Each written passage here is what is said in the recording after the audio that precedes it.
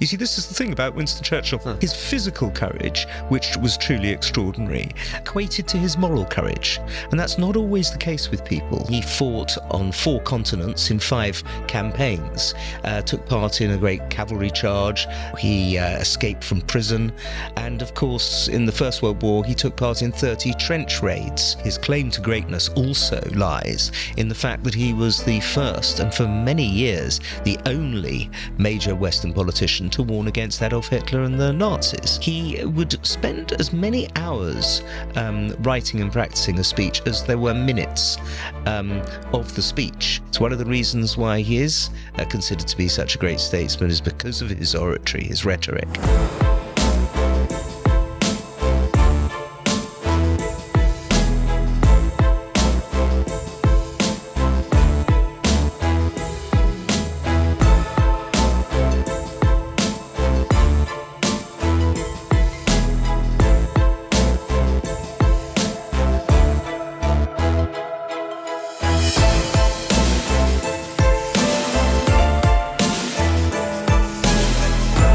For joining Daring Greatly, Andrew. It's a pleasure to have you here. Thank you very much for allowing me to be on the show. And may I just say how much I admire ISI, not just because 20 years ago you gave me a prize, but also because I love your publications, especially Modern Age. I think it really does. It does help intellectual conservatism in a big way. Well, thank you so much. That means a lot, especially given that we just expanded Modern Age and we now have an online publication to accompany the journal. So expect more good things to come from Modern Age. So today we have the great privilege of talking about a statesman who is considered by most to be the greatest statesman of the 20th century. He is a man who needs no introduction, Winston Churchill. And this is someone who you've spent many, many years thinking, studying, and reflecting on. And a few years ago, you wrote a biography called Winston Churchill, Walking with Destiny. And I want to begin with the role of destiny in calling forth great political leaders. Machiavelli has this line towards the end of The Prince where he's talking about how when fortune wants to make a prince great, she brings enemies before him and obstacles in his path so that he can rise up, climb them like a ladder to greatness. What is the role of destiny in shaping a great statesman generally? And what was the profound sense of destiny that Winston Churchill had in particular? Well, I think it is interesting quite how many great statesmen and stateswomen over the years have believed in their own destiny, their own fate, their sense of providence. You get this, of course, both with good people and with bad. Winston Churchill certainly had it. Napoleon believed in what he called his star. Sometimes people talk about their fate, their destiny, as Machiavelli just did there, in terms of a woman.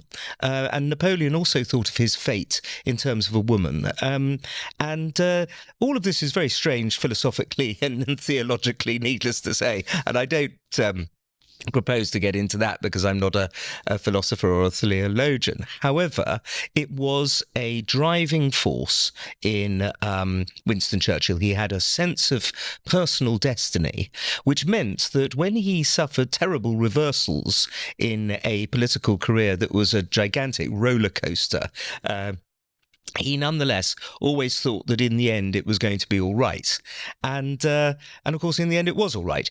His sense of destiny was driven by the sheer number of close brushes with death that he had in his life, especially when he was young. And from them, he considered that he must be sort of being watched over for a great occasion. When he was only 16 years old, he told his good friend from school, when they were actually at school, Merland Evans, that there would be great upheavals and struggles in their lives, and that he thought that he would be called upon to save England and save the empire, save London, I think also he mentioned. You know, this is an extraordinary thing, considering that exactly half a century later, he was indeed called upon to and did achieve all that. Yeah, it's mind blowing just hearing all the examples, especially that you talk about in your book. Shall I think go one through of the them? most Would you profound be ones. interested? We've got a long Well, time. I would love to hear. Let's talk about them. Yeah. Okay, let's do that. So he's born 2 months prematurely, which in Victorian times obviously was a brush with death in itself. He was 10 years old when he caught pneumonia and very nearly died at his prep school. And on that occasion, the doctors prescribed brandy for the 10-year-old. Which might have put you off brandy for life, but certainly didn't in Winston Churchill's case. He nearly drowned in the middle of Lake Geneva. He was involved in a house fire where at 3 o'clock in the morning, the wing of the house that he was staying in burnt down, and he managed to get out in time. And he was involved in 2 plane crashes, 3 car crashes. He was very nearly run down in 76th Street and 5th Avenue in New York, and that could have killed him. And of course, those are all the peacetime close brushes with death. In wartime, when he fought on 4 continents in 5 campaigns, took part in a great cavalry charge. He escaped from prison, and of course, in the First World War, he took part in 30 trench raids, and he didn't get a scratch in any of this, apart from the bit when the car ran him down. But he was fine fairly soon after that as well. And so, as you can imagine, he thought that he had invisible wings. There's one moment in the First World War, for example, when he left a dugout and a German whiz-bang, a high explosive shell, hit the dugout and decapitated everybody inside. And on that occasion, he said that he felt as if they were invisible wings beating over him. So that's the basis of where he got this sense of driving sense, as I say, of personal destiny. And what do you think is the interplay between, virtue and then the ambition that's kind of driving someone and the role that fortune or destiny might play? Because obviously it's not merely fortune. They have to have their own sense of purpose kind of moving them forward. And is it possible to kind of court destiny like Machiavelli talks about?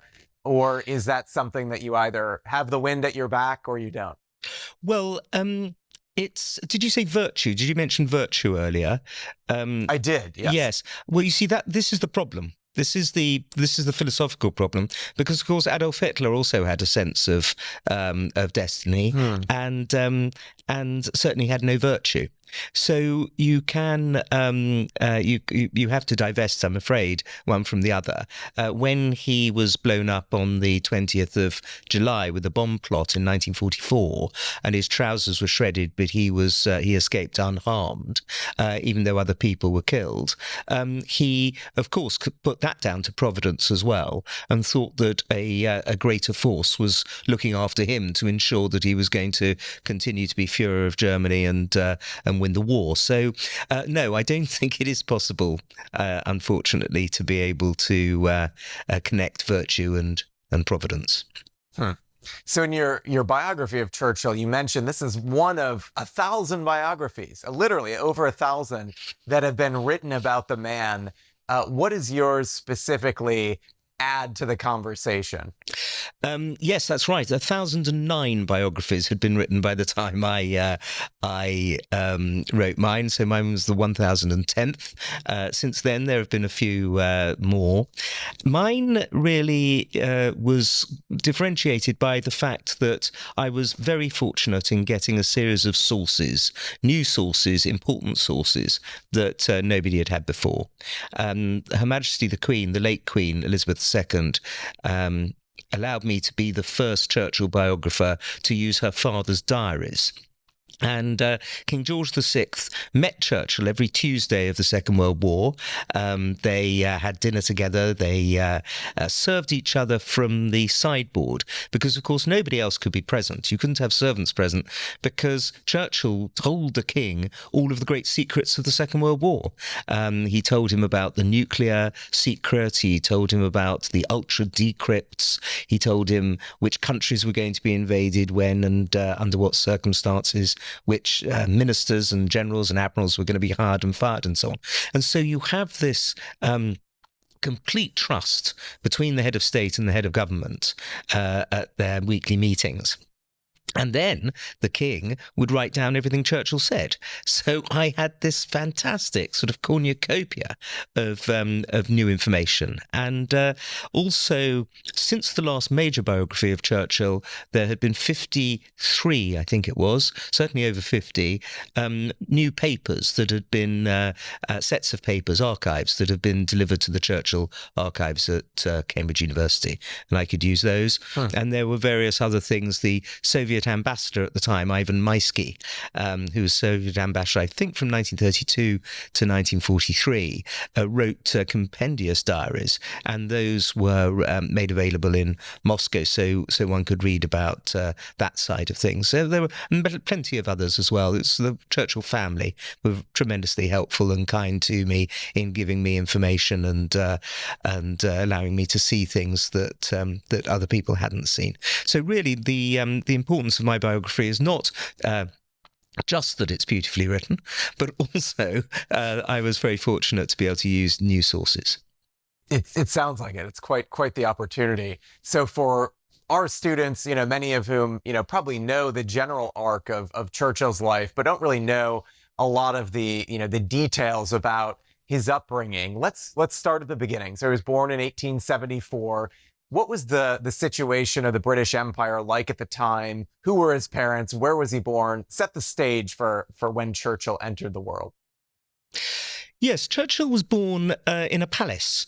His grandfather was the Duke of Marlborough, and he therefore came from one of the grandest families in the British Empire. He was the son of Lord Randolph Churchill, who was Chancellor of the Exchequer in the British government, a Conservative. And he was therefore at the very apex of this social hierarchy, which, of course, in those days was a tremendously important aspect of British public life. So in that sense, he was as entitled as it's possible to be, really, without having an actual title. It's fascinating. And one of the things that you described, which actually broke my heart hearing, was the way in which his parents treated him, right? In some cases, it wasn't just neglectful. It almost seemed cruel, particularly his mother. I'm thinking about how he wrote to her, hundreds of letters and only received a few in response. And his father, who, even when he was giving speeches near the school where Churchill was studying, he wouldn't even make a point to come and visit him. That just, it shocked me. So what was that relationship like that he had with his parents? Well, I'm afraid the Victorians were pretty harsh when it came to interacting with their children. And actually, his mother, of course, was American, Jenny Jerome, the daughter of a successful stock speculator, Leonard Jerome of New York. And unlike normal American mothers, Jenny seemed to take no interest in her children. And there's one point where where Winston and his younger brother Jack are 8 and 10 years old, respectively, and and Jenny only sees them 6 or 7 times in 6 months. It's a extraordinary way, really, of that age and class and background and period of history to treat children. But that's what happened. The extraordinary thing was, though, that Churchill didn't take it out on his parents. He continued to love and worship and admire his parents. When his father died, when Churchill was 21, he he wrote his father's biography, 2-volume biography. He sought out his father's friends. He adopted his father's speaking style and speaking stance, and indeed his politics as well. And then, very strangely, when he, in 1947, after the Second World War, he had a moment when he believed that he had met in a dream his father, and they had a long conversation and discussed politics and so on. But at no stage did he point out to his father that he had become prime minister and that he'd helped win the Second World War. And then his relationship with his mother is also very loving and close, even though he discovered that his mother had actually ripped off his trust fund and essentially stolen from him for years. And he still worshipped her, and he said of her something I think that's tremendously moving and sad, and one would never want to have to say about one's own mother, which is that she shone for me like the evening star, brilliant but at a distance. And over the course of their life, though, he did relations with his mother. They ended up kind of repairing, right? There was some degree of intimacy later in life. Oh yes, very much. They were good friends, and she married a man who was the same age as Winston Churchill, which must have been pretty off-putting for Churchill. But no, they stayed very close, and he mourned her deeply when she died of a complication. She had to have her leg chopped off, and there was complications, thrombosis, I think it was, that killed her in 1930. And how did these kind of family relationships that he had from a young age impact him as a husband and as a father with his own spouse and children? Well, he had a wonderful relationship with Clementine. He fell in love with her at a dinner and stayed desperately in love with her for the whole of the rest of his life. He had much more complicated relationships with his children. His son Randolph was an alcoholic, and they had constant rows, but they still loved and admired one another. It's a very strange relationship that he had with his son. One of his daughters committed suicide. Another one was an alcoholic. But the one who I knew, Mary Soames, Lady Soames, was an absolutely wonderful, lovely, charming, good-natured, intelligent woman who wrote very good books and who, of course, worshipped her father and had a very good relationship with him.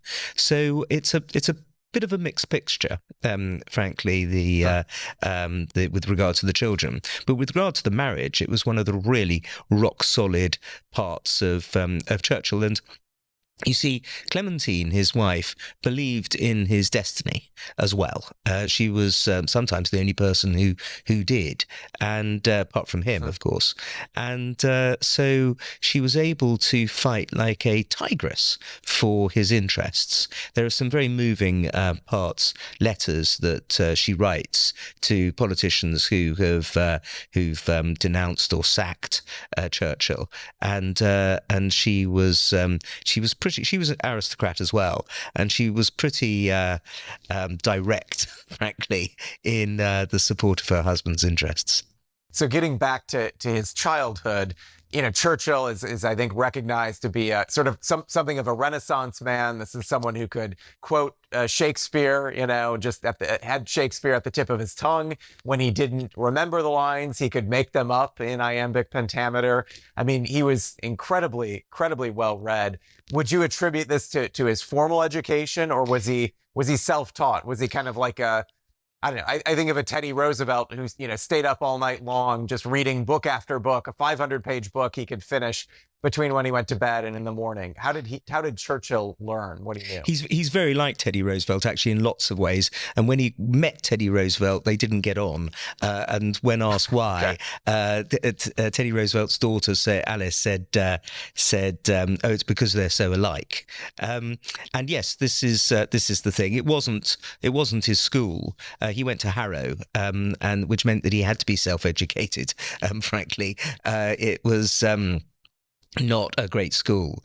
But he set himself up with the task of reading the whole of the great canon of Western literature, which you could still pretty much do in 1896. I'm not sure it'd be that easy to do it up to the present day, but nonetheless, he read voraciously when he was a young subaltern on the northwest frontier of India in the late 1890s, and he properly sort of read, learned, and inwardly digested. He was a total autodidact, and that's what, in many ways, saw him through. He particularly enjoyed Macaulay, and not just the Lays of Ancient Rome, but also the History of England, and also Gibbon. He read The Decline and Fall of the Roman Empire, and you can see actually in the cadences of much of his language, much of his speech, much of his journalism, even. And his books, the influence of Macaulay and Gibbon on his written and spoken English. And building on that, he had a number of principles. I believe it was 5 principles for public speaking that he stood by for much of his life. Could you explain a little bit more his vision? Yes, it's rather strange, this. It was in 1897 when he was a young man. He was only 23, and he wrote a article called a sort of essay, essentially, unpublished, called The Scaffolding of Rhetoric.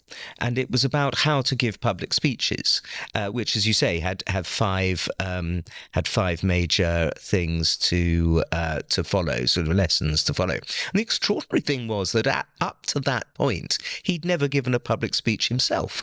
So what he did was to theorize about how to give public speeches, and then put it into practice. Whereas most people, pretty much everybody else, I think, they learn how to do it, and then they'll sort of draw out a few theories from it. Well, he, who turned out to be one of the greatest, if not the greatest, public speaker of the 20th century, did it the other way around. Yeah, and it's remarkable how much time he spent or chose to spend practicing his speeches. For someone like Churchill, you would think, all right, he's out in front of the public all the time, he must just be winging it. But he really took that preparation for speeches as one of his main jobs as a political leader. He once actually did try to wing it. That was in the April of 1904. And he was speaking, I think, on trade union reform. What he had up until that time done was to memorize his entire speech.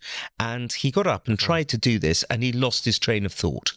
And he sat down, and people around him were very worried because his father, who had died at the age of 45 of a disease of the mind, they all worried whether or not it was hereditary, and that this was happening to Winston, age 30. But it hadn't. It was just that he'd forgotten what he was going to say. So what he did after that was to write out his speeches in little 6x4 cards, and entitled, which was nicknamed Psalm form, and so he would know everything that he was going to say in every sentence, but he also learnt it, so he didn't need to look down all the time. But if he lost his train of thought again, he would then be able to do that. So he would spend as many hours writing and practicing a speech as there were minutes of the speech, which is an extraordinary thing in itself. Of course, that is unbelievable. When you're writing and chairing committees and chairing cabinets and doing all the things you need to do as a wartime leader, to put that amount of effort and thought and time into speechifying as well was really quite something. But what we have of him today are those speeches. Really, it's one of the reasons why he is considered to be such a great statesman, is because of his oratory, his rhetoric. And he had various sort of tricks of the trade, especially when he was making his wartime speeches. For example, he always tried to keep his sentences short. He didn't have long subclauses in his sentences. he tried to use short words as well.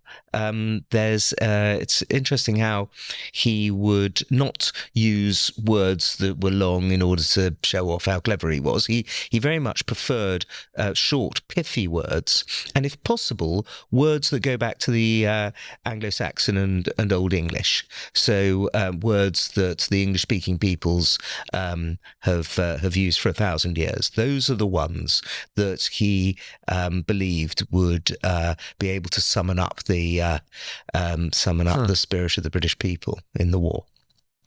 And he was quite successful in doing that, singularly successful.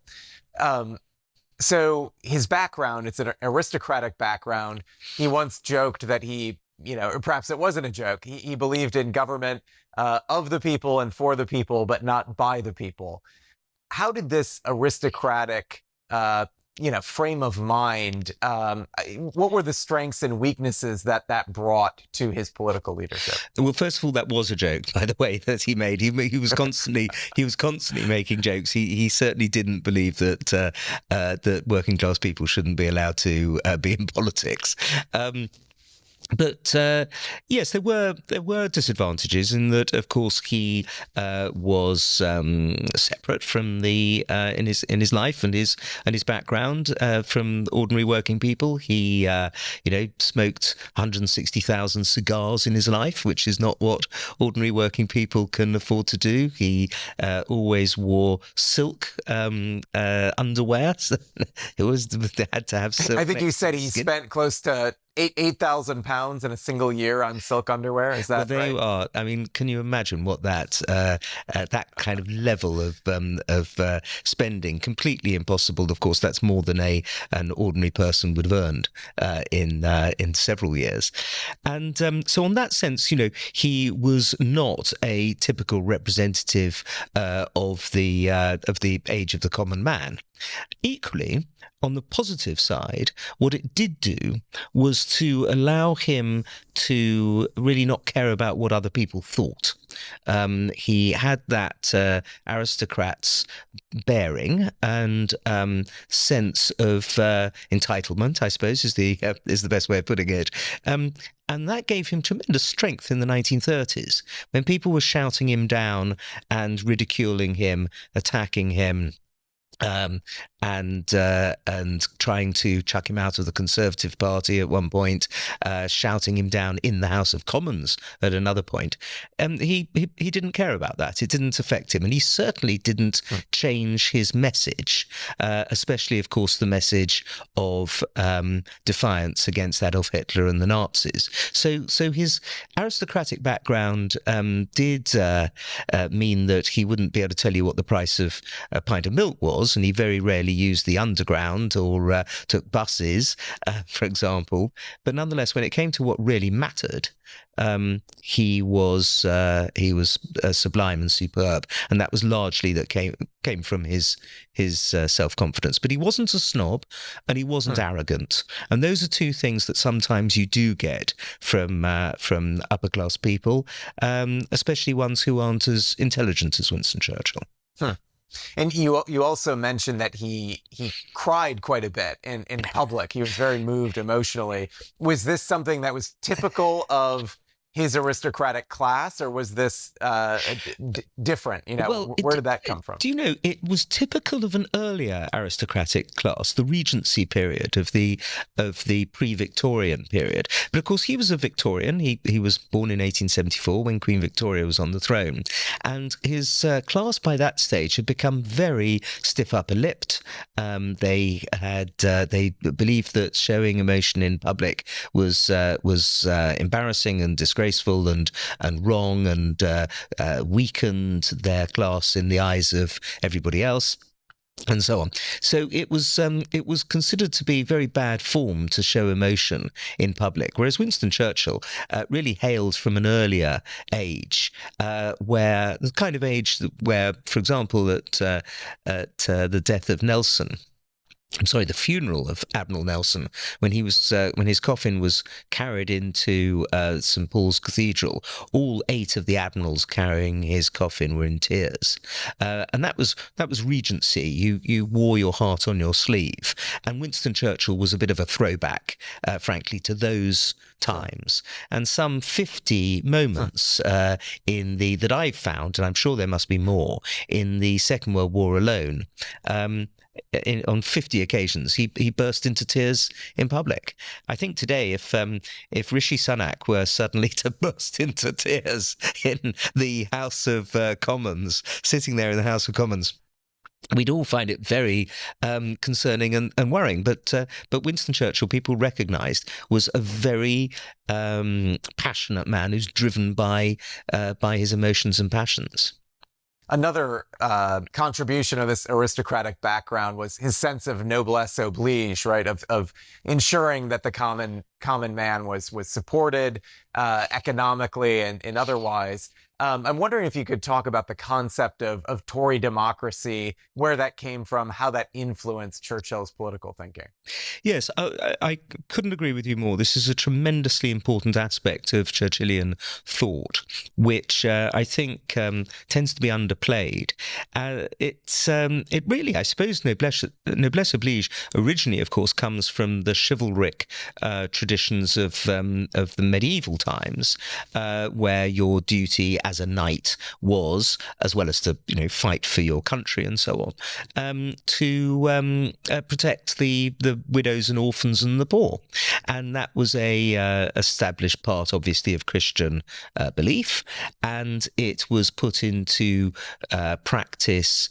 It was a central tenet of Disraelian conservatism, and of course it was from Benjamin Disraeli that Lord Randolph Churchill, Winston Churchill's father, took most of his political beliefs as well. So this idea that it's instinctively a natural part of the order of things that the rich and successful and powerful should take care of people who are less rich, successful and powerful than them, and make it their life's duty, essentially, is an ennobling thing, of course, and something that was the driving force behind the whole concept of noblesse oblige, which was the driving force behind Winston Churchill. He was not a practicing Christian. He believed that Jesus Christ gave the world the great ethics, the best ethics, system of ethics in world history, but he didn't believe he was the Son of God. But what he did believe was that the Sermon on the Mount and so on were what he called the religion of healthy mindedness, and that was absolutely part and parcel of his belief that it was his duty to take care of people less fortunate than him. And what did the British Empire mean to Churchill? I know that's a massive question, but coming from our American context and perspective, help us to understand what the empire meant to him. Well, I mean, as I say, he didn't believe in religion, but in a sense, his sort of spiritual religion was the British Empire, and he very much saw the duty that the British had towards their massive empire, their native inhabitants of hundreds of millions of people, to be an extension of this noblesse oblige idea. That it was the duty of the British to ensure the best possible governance and the best possible health care and so on, and massive infrastructure projects and irrigation and the rule of law and trying to protect them from other empires and so on. This was a natural extension of his belief in noblesse oblige for the working people of Britain. And it's something that's much misunderstood, needless to say, because imperialism has got such a bad reputation now, historically. People completely refuse to accept that there was a tremendously positive and uplifting aspect to the thought of people like Winston Churchill towards the British Empire. And I know it's impossible to know what Churchill would think about our own times and challenges today. I'm curious, particularly, this idea of empire, more recently, it's been critiqued by the left quite a bit, but even more recently, it's, under fire from the right as you see the emergence of nationalism and, criticisms of these kind of multinational bureaucracies that are above the nation state. And so I'm curious, from Churchill's perspective, what is the relationship between empire and the nation state? Does he see empire as kind of the natural course for a great power to follow, or would he be more in the nationalist camp today? How do these things interplay? Well, he had a strong sense of the nation, of course, as well. And so he didn't see it as a natural clash between a British nationalism and a British imperialism. And he very much saw Britain as being slightly different from other kinds of empires. It was not the kind of multi-ethnic empire in one small place like the Austro-Hungarian Empire in the centre of Europe, which, of course, did until 1914. The horrors of the First World War. It had survived for hundreds of years, and so he saw Britain as being different from that. Certainly different from the aggressive German Empire, the Wilhelmine Empire of William II of Germany, which was which in the end posed a threat, of course, to Britain.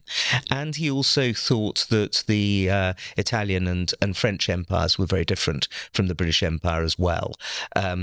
So you have not least because they were much harsher to their native populations, so and exploitative, and so you have in Churchill very much a sense that native peoples who were part of the British Empire were pretty lucky, frankly, not to be in the Spanish Empire or the Portuguese Empire, which were an awful lot less philanthropic. Would he have understood America to be an empire, specifically after the end of the Second World War? Did he see America kind of playing the role that the British Empire used to, or did he have a conception of an Anglo-American sort of sense of empire? Well, actually, of course, he was in Cuba at the time of the 1898. He went to Cuba in 1895 when the Cubans were rising up against the Spanish, and he had a pretty positive view of the Cubans and was very much on the American side in trying to give the Spanish Empire a bloody nose in 1898, which of course you very successfully did. So yes, he did believe that it was America's destiny to basically advance American values beyond the borders of America, which has had some fantastically positive outcomes in 1945 in Germany and Japan and elsewhere, and obviously a few less successful ones elsewhere. So getting back to his early life and kind of returning to the theme of near-death experiences, he had this capture after a kind of a heroic stand that he took when his train was overrun, taken during the Boer War, and he was a prisoner of war, and there was a dramatic escape. And this escape really contributed to the rise of his fame throughout the world. Can you tell us that story of what happened in that to him, and how did he escape? Yes, well, this is the fourth of the wars that he'd taken part in. To extend that concept we mentioned earlier about noblesse oblige, he had actually fought on the northwest frontier in India to try to protect the Punjabi tribesmen from attacks from the Talib and Afridi and other tribes further north. He'd fought at in the Sudanese campaign to abolish slavery up in Khartoum, and taken part in the Battle of Omdurman, the last great cavalry charge of the British Empire. And then, as you say, he went off to the Boer War, and was captured. He was being particularly brave, trying to organise the defence of an armoured train that had been ambushed by the Boers, and who the Afrikaans, the white South Africans, and he was captured and then sensationally escaped from the prisoner of war camp. Jumped out of actually a lavatory window was the way, restroom window, and managed to get past the guards and then cross 300 miles of enemy territory. And in the course of it, he had to hide down a mine. Bottom of a mine shaft, and when the candles guttered out, he could feel rats scurrying over his face. And there was another moment in that escape where a large vulture followed him on the off chance that he was not going to be able to make it. And finally, he got back to British territory, and from that moment on, he was a great hero. The British had been losing battle after battle in what was called Black Week. In December 1899, and then this sensational, successful prison escape by this young man who came from such a famous family was something that meant that the empire could rejoice and celebrate, and that's really essentially what got him into Parliament the following year. And then when he actually escaped, he wrote a note, did he not, to the warden of the prison informing him that he was escaping and saying, I hope we can meet on more favorable terms at some point in the future. Yes. What was that about? Well, there's always an element of theatricality to Winston Churchill. He never let an opportunity go by, not to do something that he knew would look pretty good in his memoirs. So Churchill served as a member of Parliament for over 60 years, and throughout his political career, he changed parties, a few different times. There was an evolution that took place as a leader. And I want to read a brief passage from an essay that he wrote on consistency in politics. And here he's talking about Edmund Burke, who's often thought to be, the father of kind of Anglo-American conservative thought.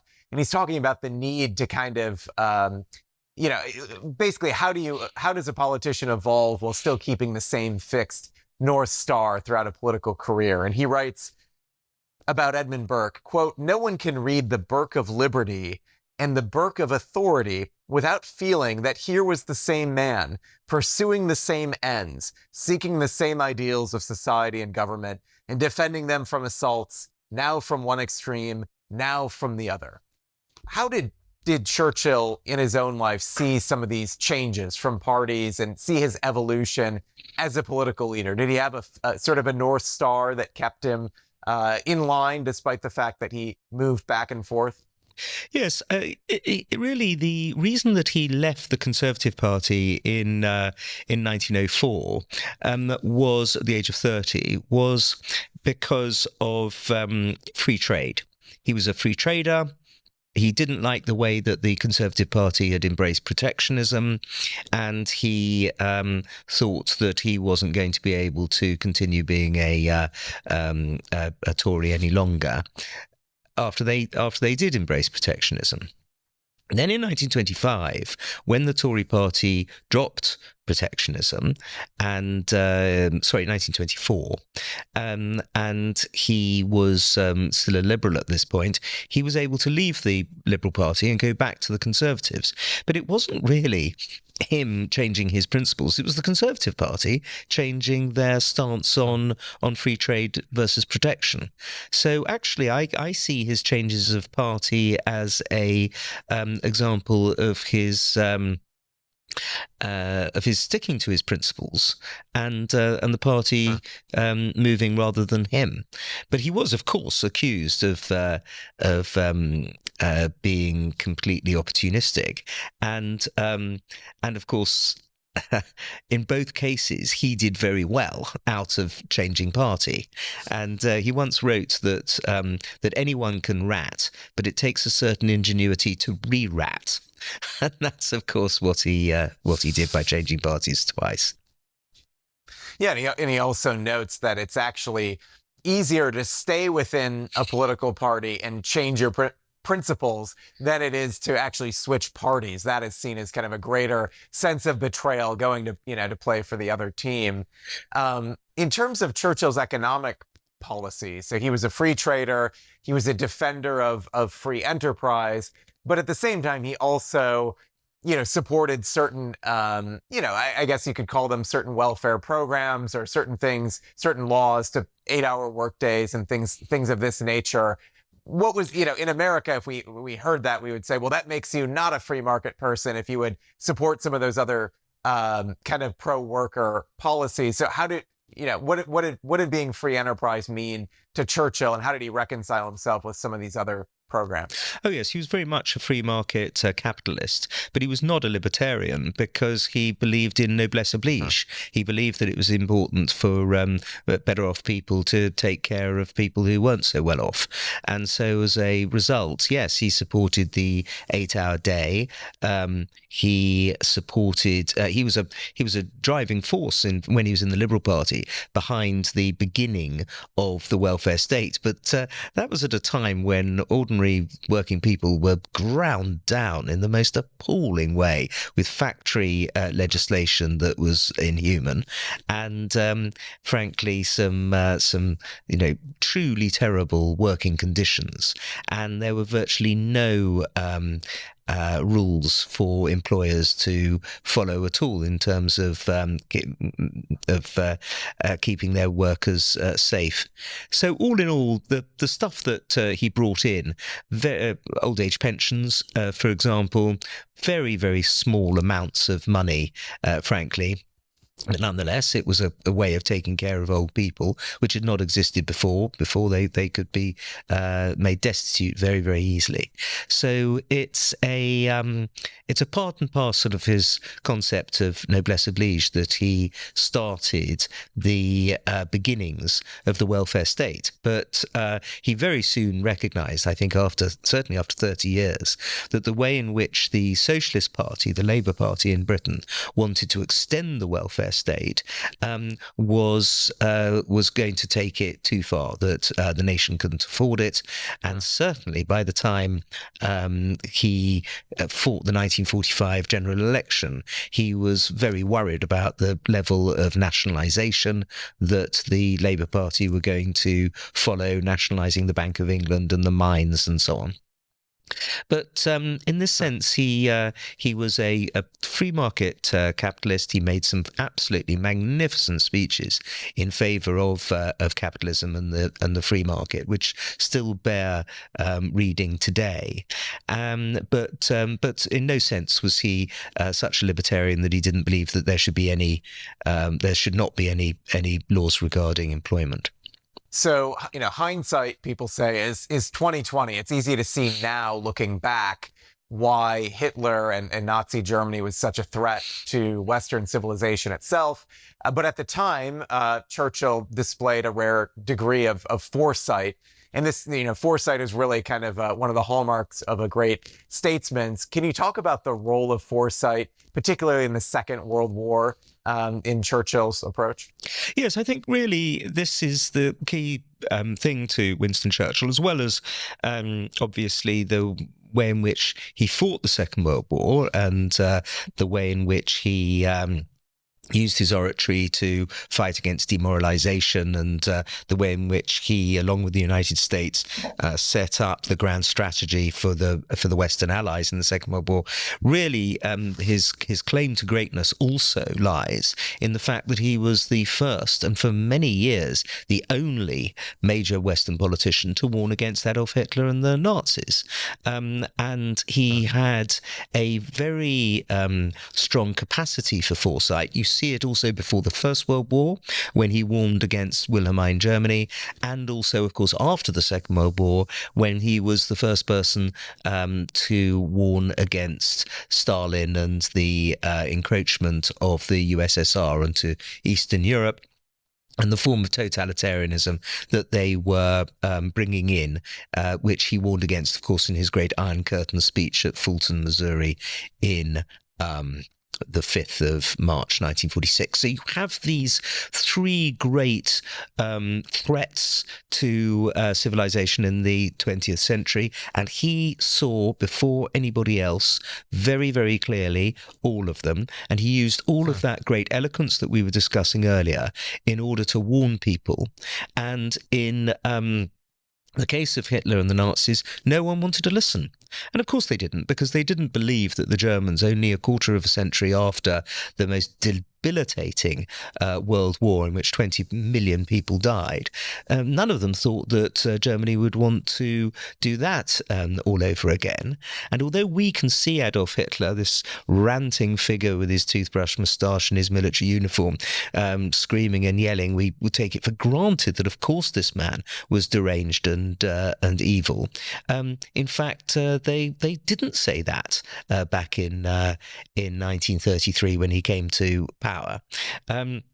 They didn't have the sort of terms of reference. And it seems to me that there are three things that allowed Churchill to spot the Nazis for what they were and encouraged him to warn against them. The first was that he was a Philosemite. Churchill loved Jews. He had grown up with Jews. He went on holiday with them. His father liked Jews. He recognized as we mentioned earlier, the contribution of Jesus Christ and Judeo-Christian ethics to the system of ethics of the Western world. He was a supporter of the Balfour Declaration in 1917, and so he recognized, and he was a Zionist. So he had an early warning system when it came to Hitler and the Nazis that was not vouchsafed to a lot of people on the Liberal, Conservative and Labour benches in the House of Commons, many of whom, frankly, in the 1930s were anti-Semites, as were many people of his age and class and background. That's the first thing, the Jews. The second thing is history. One of the reasons that I'm proud to be an historian was that Winston Churchill was one, and he was able to put the threat of Hitler and the Nazis into a broad continuum, a sort of very wide arc of history, and recognize that the threat that Hitler and the Nazis posed was the latest iteration of the threat to the independence of the United Kingdom, of which there had already been 4 or 5 in history, which he knew a lot about and had written about. You have Philip II of Spain at the time of the Spanish Armada, Louis XIV at the time of the great wars of Spanish succession, which, of course, his own father, his own ancestor, the Duke of Marlborough, had been key in winning that war. And then, of course, you have Napoleon, who he admired personally. He thought Napoleon was the greatest man of action since Julius Caesar, but he recognized the threat to the hegemony of Europe that Napoleon posed. And then, of course, the First World War, where, as I say, he took part in 30 trench raids and fought in the trenches. And then Hitler. And so he was able to see the historical continuum there, and in a way that lots of non-historians simply couldn't or wouldn't accept. And then finally, he himself in his life, as we've mentioned, had come up and personal against fanaticism in his life. The forces of the Caliphate in Sudan essentially the precursors to the kind of Islamo-fascism that we see in the world today, same sets of beliefs essentially. And he had fought against these. He'd lost friends killed by these people. And he recognized what fanaticism was like. And that wasn't the case with the rest of the prime ministers of the 1930s. Men like Stanley, Baldwin and Neville Chamberlain, Ramsay MacDonald and so on, none of whom had ever seen that kind of fanaticism up close. And so he saw in the Nazis that kind of totalitarian, anti-Western, anti-democratic fanaticism. You put all those three things together, the Jews, history, and the recognition of fanaticism, and you suddenly have a figure who is, in his unbelievably eloquent way, able to warn the world. The world didn't listen, it's true, but nonetheless, that did mean that when Adolf Hitler unleashed his blitzkrieg in the West in May 1940, the British people turned to Churchill because they recognized that he had been right all along.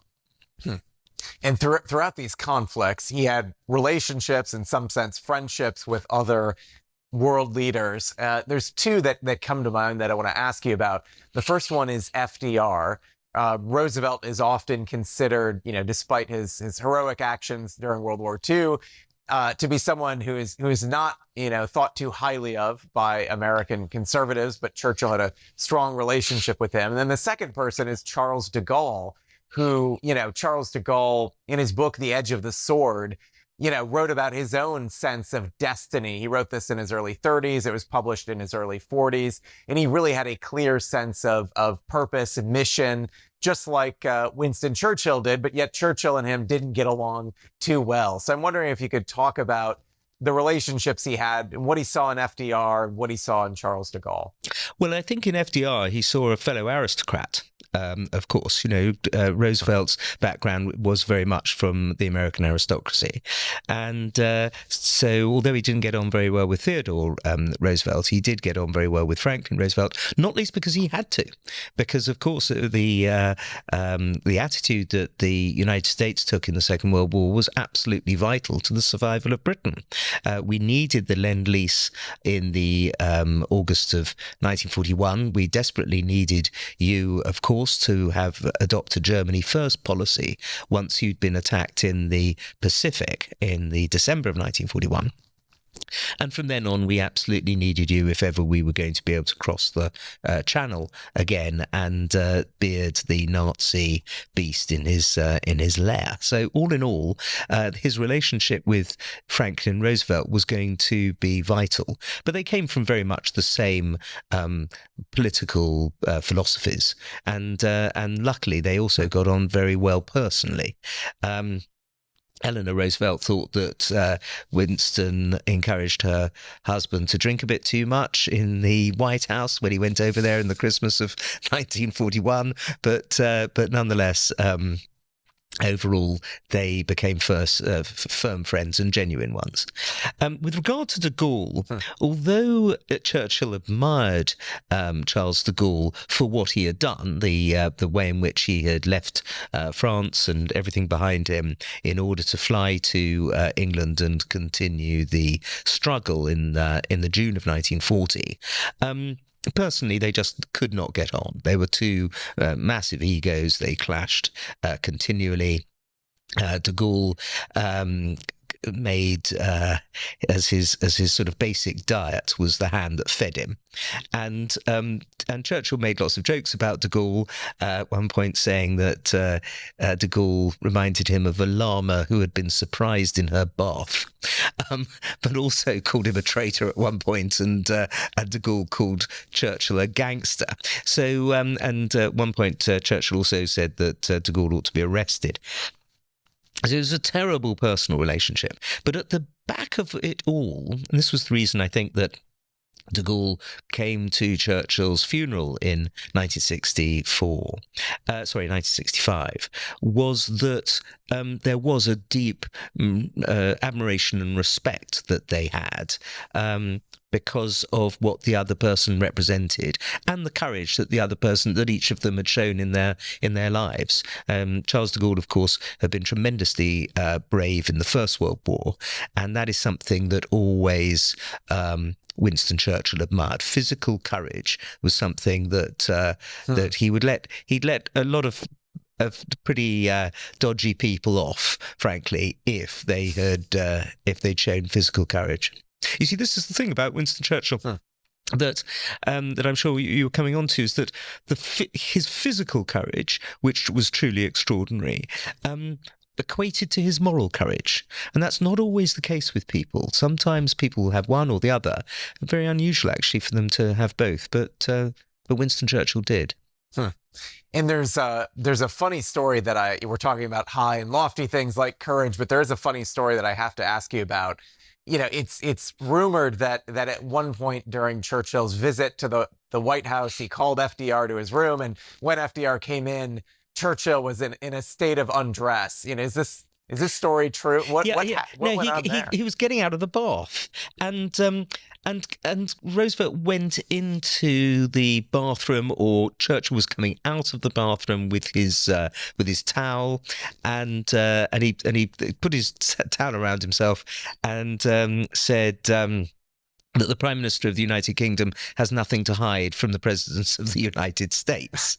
It was a sort of charming witticism. Needless to say, the detractors of Churchill, and there are very many of them, have attempted to make him out to be a flasher, essentially exposing himself deliberately to FDR. That was not the what happened at all.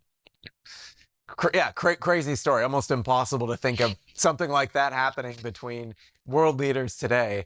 Another remarkable quality about Churchill is that he actually learned from his mistakes, which is something that's rare in any adult, but especially in a political leader with a big ego. So, you know, one of his mistakes was what happened at the Dardanelles and his decision there, but he ended up learning from that later in life. What would you say were some of his, you know, more profound mistakes, and how specifically did he learn from them? Well, you're absolutely right. His worst mistake was the Dardanelles crisis. Just to go into that, we'll come back to the others in a second, but to go into that, it was quite a brilliant idea, actually. The idea was to try to get an Allied fleet through the Straits of the Dardanelles from the eastern Mediterranean, anchor it off, get into the Black Sea, anchor it off, the Sea of Marmara, anchor it off Istanbul, modern-day Istanbul, then Constantinople, and through the threat of shelling, take Turkey out of the war. Essentially, you would knock the Ottoman Empire out of the First World War.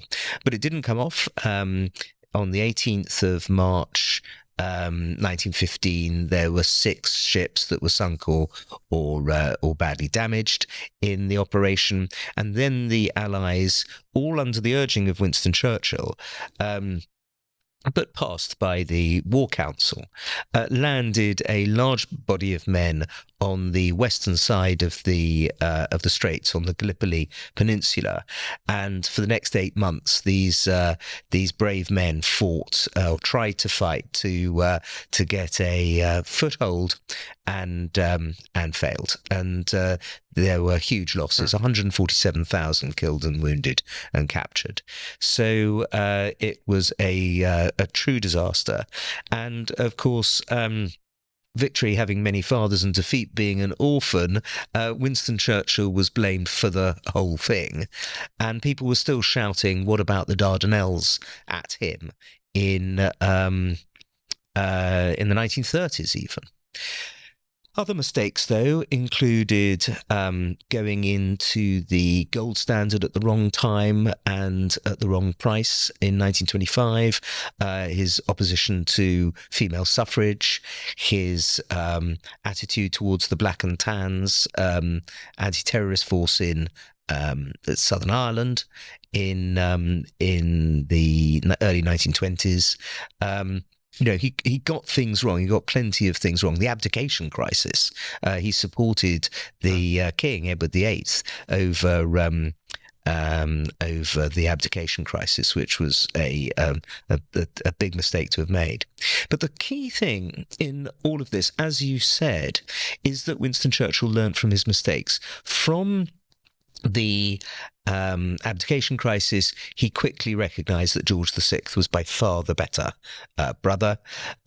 He was a big supporter of, with regard to women's suffrage, of, in fact, by 1950, Conservatives were getting more votes from women than they were getting from men, and more women were voting Conservative than were voting for the Labour Party. And so he quickly came round to that, and he made sure that Churchill College, Cambridge, at a time when there were lots of all-male colleges at Cambridge, was going to be mixed sex. And he very much learned from the Irish Civil War, and but most important really was what he learned from the Gallipoli campaign, and that was not to overrule the chiefs of staff.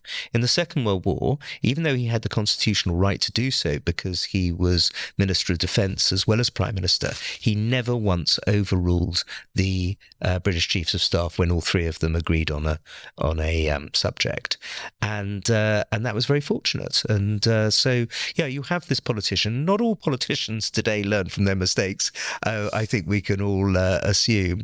But what Winston Churchill said in the January of 1916, in a letter to his wife Clementine, was that I would have made nothing if I had not made mistakes. Yeah, it's such a contrast. Today, I really do feel like, whatever era a politician got elected in, kind of the ideology that defined that moment, that's the prism at which they look through everything that comes even 30, 40, 50 years later. It's very hard to have the response that Churchill did. I want to focus a little bit more on his influences. We've talked about Disraeli. We talked about his father, Tory democracy. I want to turn to Napoleon Bonaparte in particular. You mentioned Edmund Burke, of course, that very important political influence on him. He speaks about Burke a great deal. I once wrote an essay on Churchill and Burke, and so in the course of it, went back to research all the times that he'd spoken or written about Burke, and there are hundreds. Really? That doesn't surprise me. So Napoleon, you've written a biography of Napoleon as well. There was just a major film about Napoleon that came out this year. Yeah. What did Churchill see in Napoleon? Well, he saw him as he said, the greatest man of action since Julius Caesar. And so just on that level, he admired Napoleon. But he also admired Napoleon for the way in which Napoleon reformed France, saved the best bits of the French Revolution, equality before the law, freedom of religion and so on, and got rid of all the mad and bad bits of the French Revolution, like the Reign of Terror, the mass guillotinings, mob rule, the 10-day working week, things like that. The cult of the supreme being was another idea. And Churchill admired the way in which that sort of reforming zeal, the Code Napoleon, of course, the recodification of the laws of France for the first time in about 1,000 years. The zeal of that was moved into all the countries that Napoleon conquered. Churchill also admired the fact that Napoleon was and was the first to point out, especially to the French, of course, that Napoleon was not Hitler. One of our problems, really, that a lot of English historians of a certain generation, i.e. the generation above mine, who remembered the Second World War well, was to make the mistake of seeing Napoleon as a kind of proto-Hitler figure, which he simply wasn't. And when Napoleon's armies entered towns and cities across Europe, they freed the Jews from the ghettos, and they gave them civic and religious freedoms. And of course, in the exact opposite way from what Hitler did when his forces entered Jewish cities. So, it's a massive mistake to mix up these two dictators. They were both dictators, but dictatorship didn't have quite the same evil connotations and sinister connotations in the 19th century that it obviously has done since. So before we take things up to the present day and reflect on Churchill's principles and what we have to learn from his life, as a biographer, I'm wondering if you could talk more about your process. How do you write these great books? How do you get inside the mind of Napoleon, of Churchill? What's your approach? Well, there's a series of sort of rules that you follow, which were demonstrated to me when I was at Cambridge University 40 odd years ago by the historians who taught me. They're pretty straightforward, it seems to me. You concentrate on primary sources, of course, the people who actually knew and worked with the subject that you're writing about. You question all the evidence all the time. Why did this person write this? What were they trying to get from it? You get a timeline, and it has to be strictly chronological. Nobody knows what's going to happen the next day. And so you have to remember that your subject, you know what happened the next day, but your subject didn't. And you mustn't, therefore, lull the readers or ever speak down to them. You must bring them along with the story. Narrative and chronology is all. There are lots of sort of tricks of the trade and rules about writing, but none of them are rocket science, frankly. It's a very strange trade, but I think now it's the only one I can do. I've tried other things and I'm not very good at them. Well, I think I think it serves us well if you continue writing biographies, because they're so good. So in closing, in 2002, in a BBC poll, Churchill was voted the greatest Briton of all time. What legacy did he leave us that in 2024 and beyond we can appeal to as we seek to navigate the challenges we're facing in the world and in our own nations? Oh, so many. I mean, we've touched on several of them. Of course, foresight, the importance of trying to peer into the future, using the past as much as possible as a guide. Applied history, as my friend Neil Ferguson calls it. The application of moral courage, which, as I say, is connected to, but doesn't overlap completely with physical courage. His physical courage was extraordinary. In the Second World War, he was in his 70s, and he flew 110,000 miles. Or at least travelled 110,000 miles, very often by flying, and was the key person who really brought Stalin and FDR together. For their own reasons, those two didn't travel as much, and Churchill did, and he took tremendous risks doing that. And eloquence, the importance of the spoken word, it still has the power, even in this time of TikTok and Instagram and so on. Spoken word given in a speech still has the power to move the human heart in a way that nothing else does. I think the sense of how important it is to study history. There's a moment where a young American asked him some life advice in the week of the coronation, and it was in Westminster Hall, and Churchill said, study history, for therein lies all the secrets of statecraft. And I think that's as true today as as ever it was in his time. I couldn't agree more. Nearly every great leader that I've studied spends most of their time, right, reading biographies, reading histories, studying, thinking about great men and women who have come before. And I think that allows them to even see beyond the horizons of their own political situation, and really they start to imitate the great leaders that have come before them. Well, actually, I'm glad you said that, because actually I think there's a sort of apostolic succession. The greatest leader of my lifetime was Margaret Thatcher. And she was a huge devotee of Winston Churchill, and read about Churchill and read Churchill's own works. Churchill was a devotee of Napoleon and learnt the importance of audacity in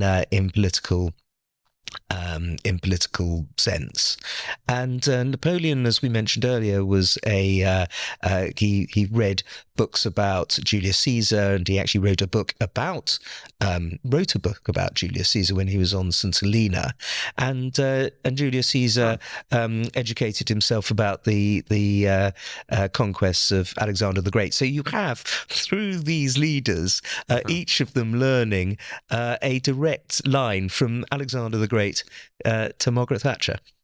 Yeah, and then you had Alexander the Great, inspired by Cyrus the Great, and Xenophon's portrait of Cyrus was something that Alexander looked to, and Julius Caesar carried scrolls with him. So there is this apostolic succession. That's true. That's absolutely right. Going backwards, and hopefully there'll be more going forward, that people will be inspired by by Ronald Reagan and Margaret Thatcher and the great leaders of the 1980s. Absolutely. We'll end on that note. Thank you so much for joining, Andrew. I really enjoyed it. Thanks so much.